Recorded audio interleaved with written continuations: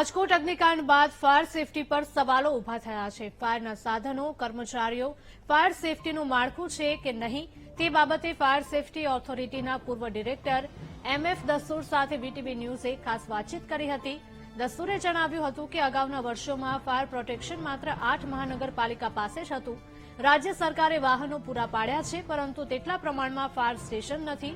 જ્યારે કર્મચારીઓની પણ અછત છે। રાજ્ય સરકાર તરફથી ગ્રાન્ટ મળે છે, પરંતુ બજેટ પ્રમાણે ખરીદી કરવાની હોય છે। ફાયર કર્મચારીઓની નિવૃત્તિ બાદ ભરતી નથી થતી, જેના કારણે કર્મચારીઓની અછત સર્જાઈ છે।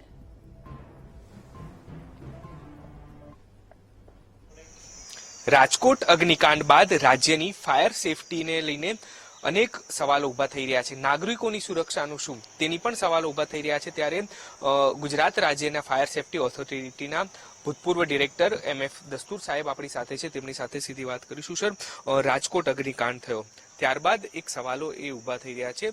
આપ પણ ડિરેક્ટર તરીકે રહી ચૂક્યા છે।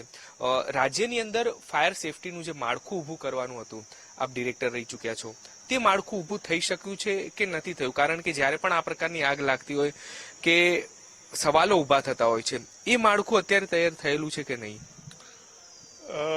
ફાયર પ્રોટેક્શનની જ્યાં વાત આવે કે જ્યાં ફાયર ફાઇટિંગ સિસ્ટમ તો પહેલે બિલકુલ નહોતું, જે 8 કોર્પોરેશન સિવાય કોઈ પાસે નહીં હતું। એને બદલે બધા મ્યુનિસિપાલિટીઝમાં, નગરપાલિકામાં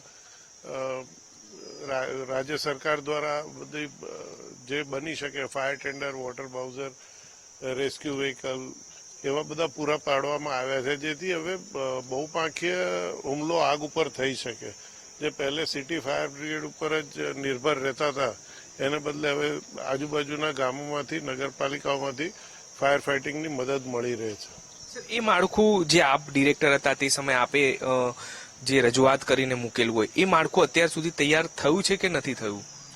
જેમ ફાયર સ્ટેશન એટલા બધા એ નથી, પણ વાહનો અપાયા છે એટલે, અને માણસોની હજી શોર્ટ છે, કારણ એને માટે કોન્ટ્રાક્ટ ઉપર લે અથવા તો પરમનન્ટ લે, જે બી પ્રકારે લે, પણ માણસોની હજી શોર્ટેજ છે।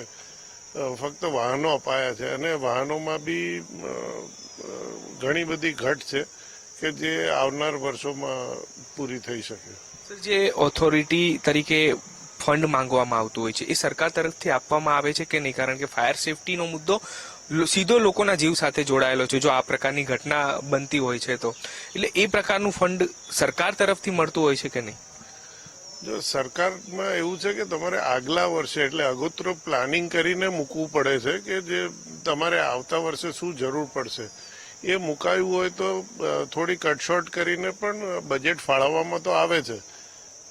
એ પ્રમાણે દર વર્ષે જે બજેટ ફાળવવામાં આવે એના માપમાં તમારે ખરીદી કરવાની હોય છે। એટલે અત્યાર સુધી આપના દ્વારા કેવું પ્લાનિંગ કરવામાં આવ્યું હતું? કેટલું બજેટ માંગવામાં આવ્યું હતું અને એ મળ્યું હોય?